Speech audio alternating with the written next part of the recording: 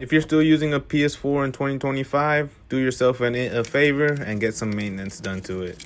Not only are they most likely dirty, they are way past due for a thermal paste replacement. Even the Xbox Series S and X are getting to that point where they should have the thermal paste replaced as well. Just like a computer, the cooler it is, the better it's going to perform. But unlike a computer, we can't just add a bigger fan or water cooler to it. So the best we can do is just make sure that the thermal paste is as fresh as can be. This isn't something I would recommend just anybody to do, so your best bet would be to take it to your local repair shop. But if you're in the Houston area, then you can bring it to me personally. That's all I have to say for this video, so I'll catch you on the next one. Later.